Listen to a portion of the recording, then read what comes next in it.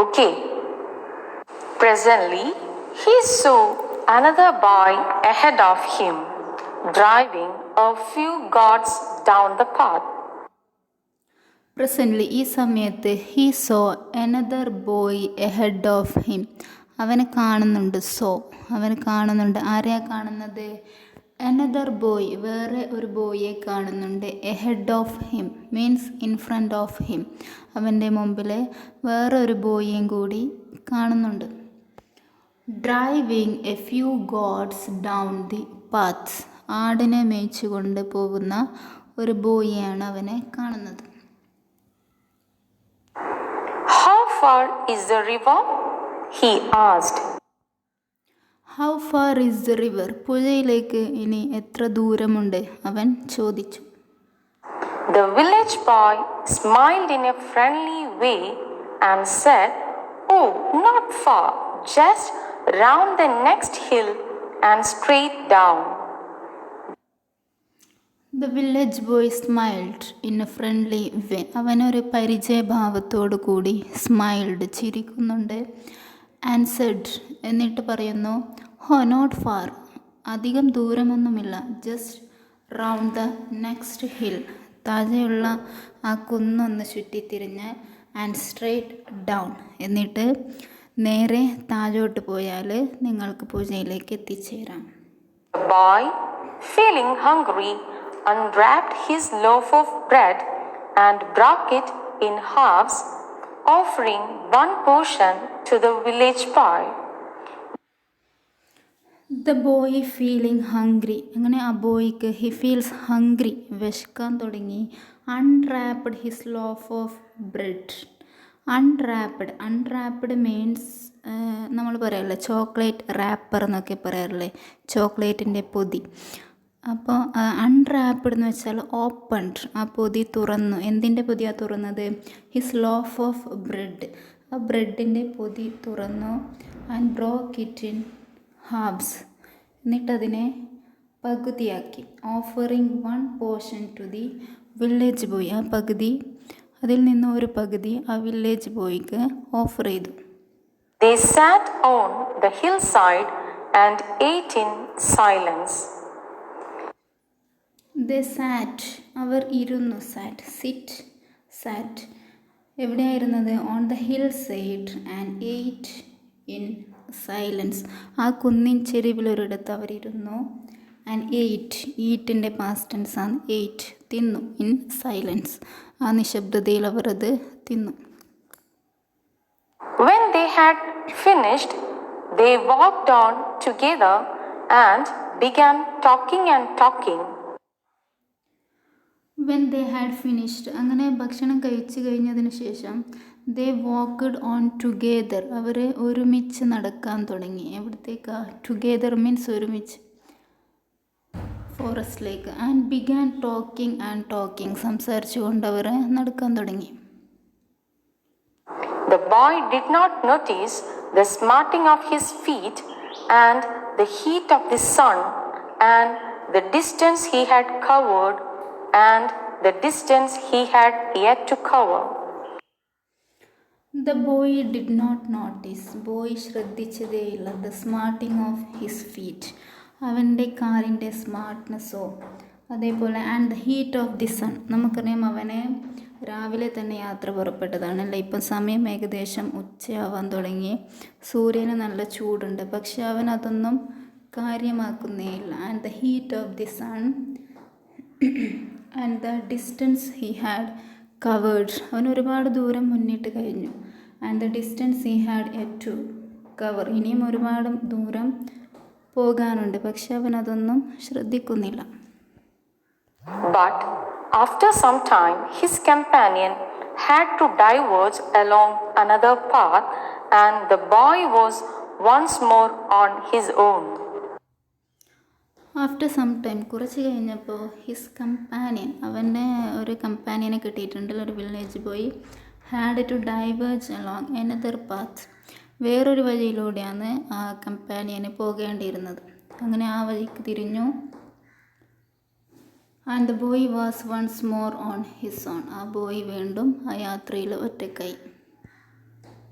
He missed the village boy. He could not be seen. His own home was also hidden from view by the side of the mountain.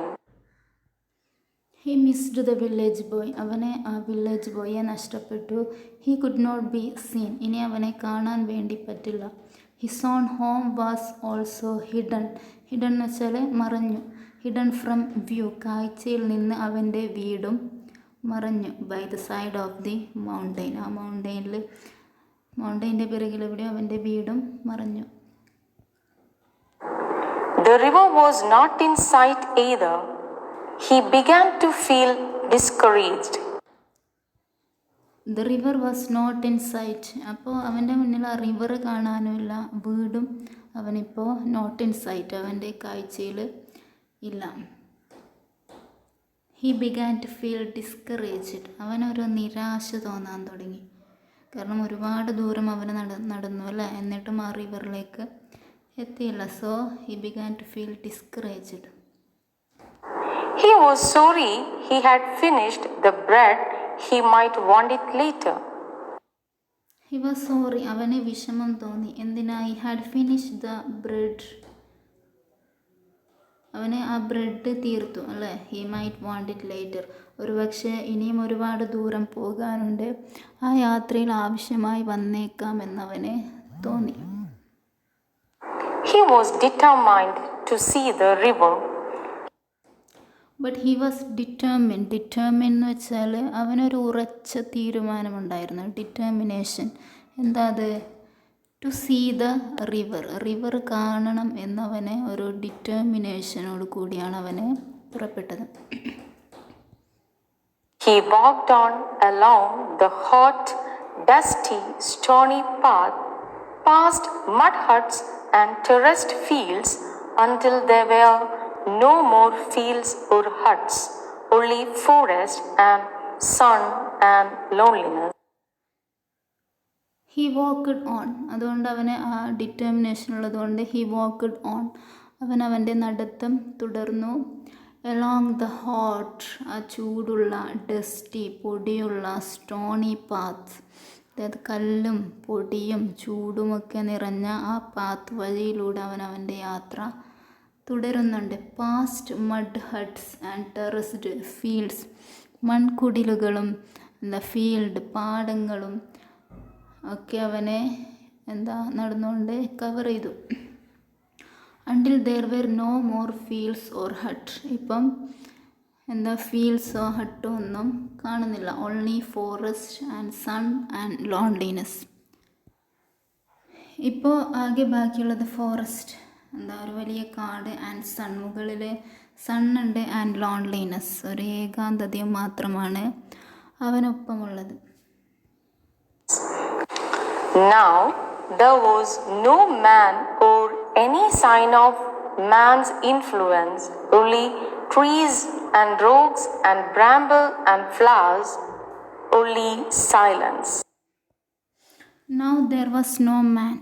ഇപ്പോൾ അവൻ്റെ കൂടെ ഒരാൾ പോലുമില്ല. Or any sign of man's influence. ഇവിടെ ആരും ഒരു മനുഷ്യരുണ്ട് എന്ന് തോന്നുന്നു പോലും ഇല്ല. പിന്നെന്താ ബാക്കിയുള്ളത് അവൻ്റെ ഒന്നിച്ച്? ഓൺലി ട്രീസ്, മരങ്ങൾ, ആൻഡ് റോക്സ്, പാറകൾ, ആൻഡ് ബ്രാമ്പിൾ ആൻഡ് ഫ്ലവേഴ്സ്, പൂക്കൾ. ദെൻ ഓൺലി സൈലൻസ്, നിശബ്ദത, കാടിൻ്റെ നിശബ്ദത മാത്രമാണ് അവൻ്റെ ഒപ്പമുള്ളത്.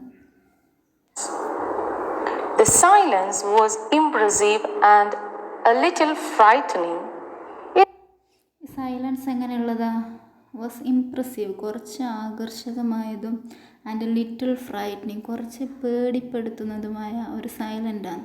കാരണം ഇവൻ ഒറ്റക്കാണല്ല, ഇവന് പരിചയമില്ലാത്തൊരു സ്ഥലത്ത് ഇവൻ ഒറ്റക്കാണ് ഇപ്പോഴുള്ളത്. So the silence was little frightening, കുറച്ച് അവനെ പേടിപ്പെടുത്തുന്നുണ്ട്. It was different from the silence of a room or street. It was the silence of space, of the unknown, the silence of God. So ഈ silence different from the silence of a room or street. ഇപ്പോൾ ഒരു റൂമിൽ അല്ലെങ്കിൽ നമ്മുടെ വീടിൻ്റെ അടുത്തുള്ള സ്ട്രീറ്റിലെ silence നമ്മൾ ഒറ്റക്കാണെങ്കിൽ നമ്മൾ പേടിക്കൂല, കാരണം നമുക്കത് പരിചയമുണ്ടല്ലേ. പക്ഷേ ഈ പരിചയമില്ലാത്ത ഈ സൈലൻസ് അവനെ വല്ലാതെ ഫ്രൈറ്റനിങ്, ഭയപ്പെടുത്തുന്നുണ്ട്.